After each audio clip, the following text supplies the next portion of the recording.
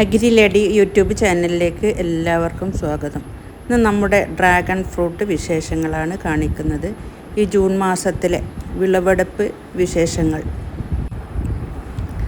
നമ്മുടെ ഡ്രാഗൺ ഫ്രൂട്ടിൻ്റെ പ്രത്യേകത എന്ന് പറഞ്ഞാൽ ഇവിടെ നമ്മൾ ജൈവവളം മാത്രം ഉപയോഗിച്ചിട്ടുള്ള ഡ്രാഗൺ ഫ്രൂട്ട് കൃഷിയാണ്. അതായത് നമ്മൾ ജൈവവളങ്ങളായിട്ടുള്ള ചാണകപ്പൊടി, ആട്ടിൻകാഷ്ടം, കോഴിക്കാഷ്ടം, എല്ലുപൊടി, വേപ്പിൻ പിണ്ണാക്ക് തുടങ്ങിയ ജൈവവളങ്ങൾ മാത്രം ഉപയോഗിച്ചിട്ടുള്ള ഒരു കൃഷിയാണ് നമ്മൾ ചെയ്യുന്നത്. 3 മാസത്തിലൊരിക്കലാണ് നമ്മൾ വളം ചെയ്യാറുള്ളത്. അപ്പോൾ നമ്മളെ ഡ്രാഗൺ ഫ്രൂട്ട് ഇവിടെ വിളവെടുക്കാൻ റെഡിയായിട്ടുണ്ട്. അപ്പോൾ ഈ പിങ്ക് കളർ ആയിട്ടുള്ള ഈ ഡ്രാഗൺ ഫ്രൂട്ടൊക്കെ നമുക്ക് വിളവെടുക്കാം. അപ്പോൾ ഫ്ലവർ വിരിഞ്ഞ് 28-ാം ദിവസം മുതൽ നമുക്ക് വിളവെടുക്കാൻ റെഡിയായിട്ടുണ്ടാവും. അപ്പോൾ ഈ ലൈറ്റ് പിങ്കിൽ നിന്നും ഡാർക്ക് പിങ്ക് കളറാകുമ്പോഴാണ് ഏറ്റവും കൂടുതൽ ടേസ്റ്റ് ഉണ്ടാവുക. അപ്പോൾ നമ്മൾ ഇവിടെ എല്ലാം ഇപ്പോൾ ഡാർക്ക് പിങ്ക് ആയിട്ടുണ്ട്. അപ്പോൾ ഇത് ഹാർവെസ്റ്റ് ചെയ്തുകൊണ്ടിരിക്കുകയാണ്. അപ്പോൾ നമുക്കറിയാലോ, ഡ്രാഗൺ ഫ്രൂട്ട് എന്ന് പറഞ്ഞാൽ ഒരുപാട് ഔഷധ ഗുണമുണ്ട്, അതുപോലെ തന്നെ പോഷക സമ്പുഷ്ടവുമാണ്.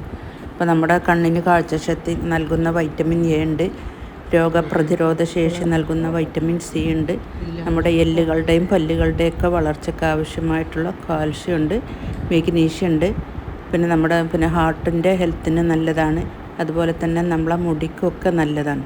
ഇതിൻ്റെ മറ്റൊരു പ്രത്യേകത എന്ന് പറഞ്ഞാൽ നമ്മുടെ ഇമ്മ്യൂണിറ്റി ബൂസ്റ്റ് ചെയ്യാനുള്ള കഴിവ് ഇതിനുണ്ട്. അപ്പോൾ ഈ ഡ്രാഗൺ ഫ്രൂട്ട് മറ്റ് ഫ്രൂട്ടുകളെ പോലെയല്ല, വളരെ വേഗത്തിൽ നമുക്ക് കട്ട് ചെയ്തിട്ട് കഷ്ണങ്ങളാക്കിയിട്ട് നമുക്ക് ഉപയോഗിക്കാൻ പറ്റും.